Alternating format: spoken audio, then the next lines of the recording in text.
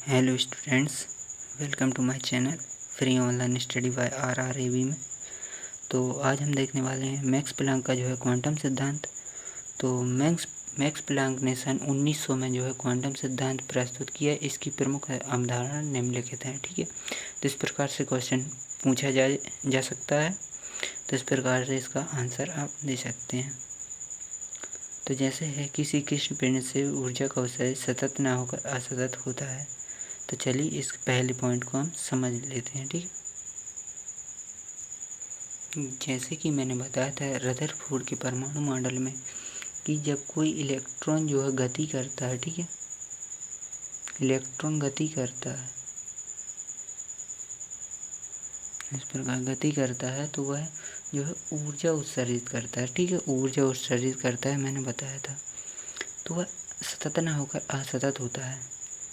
किस प्रकार, मैं बता रहा हूँ आपको। जैसे कि यदि यह सतत रूप में ऊर्जा उत्सर्जित करेगा, मतलब ऊर्जा छोड़ेगा, तो उसके पास ऊर्जा कम हो जाएगी, जिससे वह नाविक के आकर्षण बल के कारण नाविक में गिर जाएगा। परंतु ऐसा होता नहीं है, जो अपन ने रदरफोर्ड के परमाणु मॉडल में समझा था वही बात यहाँ पर लिखी गई है। वहाँ पर भी बात हुई थी मैक्स प्लैंक की, यहाँ और जो बात मैक्स प्लैंक की वहाँ पर की गई थी वही सिद्धांत यह है, मतलब इसी नियम के आधार पर हमने वह पॉइंट लिखा था।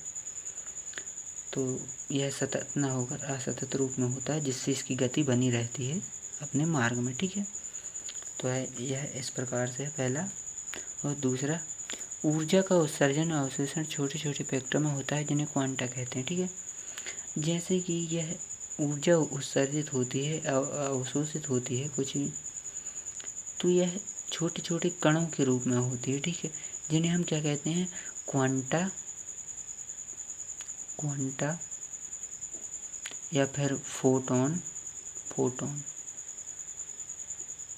ठीक है, इस प्रकार से कहते हैं फोटोन, क्वांटा।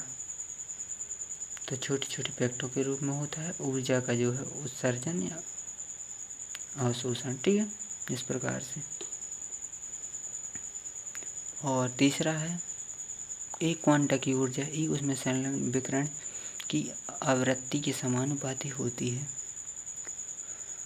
तो इस प्रकार से, जैसे यदि हम इस पॉइंट को यदि समझें, क्वांटा की ऊर्जा जो होती है ई, उसमें विकिरण की आवृत्ति की समानुपाती होती है, मतलब म्यू के समानुपाती होती, सीधी सी बात। परंतु इस समझने वाली बात है, संलग्न विकिरण की आवृत्ति समानुपाती किस प्रकार होती है।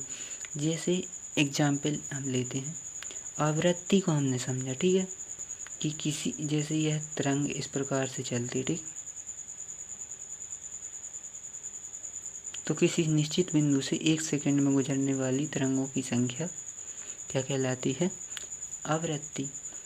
तो यदि हम इसी प्रकार से रस्सी का एग्जाम्पल लिए, ठीक है, रस्सी का इस प्रकार से, यदि दो लोग, एक यहाँ पर, ठीक है, और एक यहाँ पर, यदि इसको हिलाते हैं तो इस प्रकार से वेव बनती है। ठीक है, तो यदि इसको जल्दी जल्दी करें, ठीक है, इसको जल्दी जल्दी मतलब हिलाएं, तो और इस प्रकार से वेव बनेगी, इस प्रकार से बहुत ही ऊपर नीचे होगी, इस प्रकार से।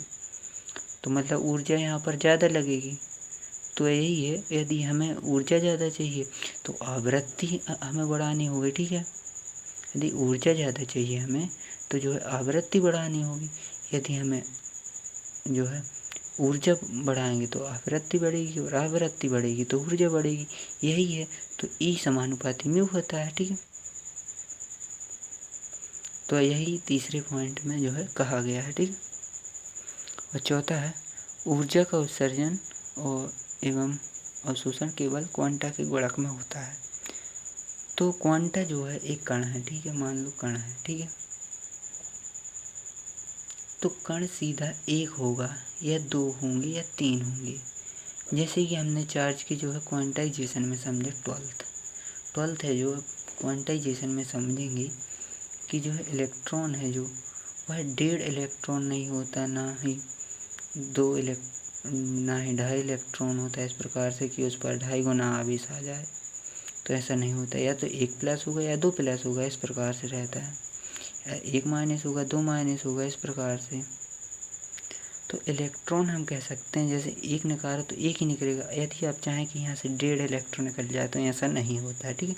तो इसी प्रकार से यहाँ पे है कि सीधा जो है एक क्वांटा या दो क्वांटा गुणक होते हैं, मतलब कि एक क्वांटा या दो क्वांटा, तीन क्वांटा, इस प्रकार से कभी भी 1.5 क्वांटा या 2.5 क्वांटा इस प्रकार से नहीं निकलेंगे, मतलब 1.5 2.5 इस प्रकार से नहीं होगा।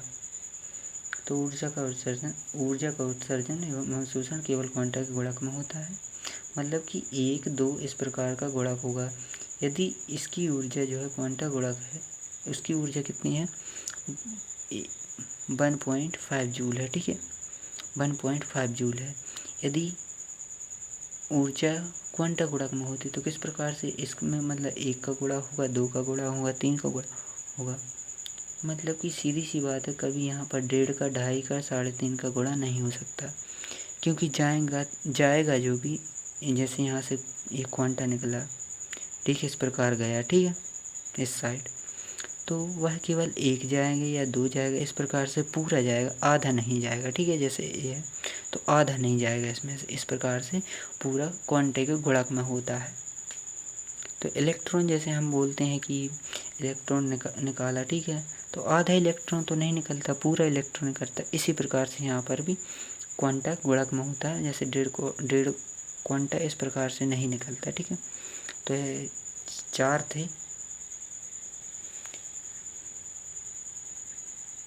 तो इस प्रकार से आप इसका स्क्रीनशॉट भी ले सकते हैं। Thanks for watching, thank you.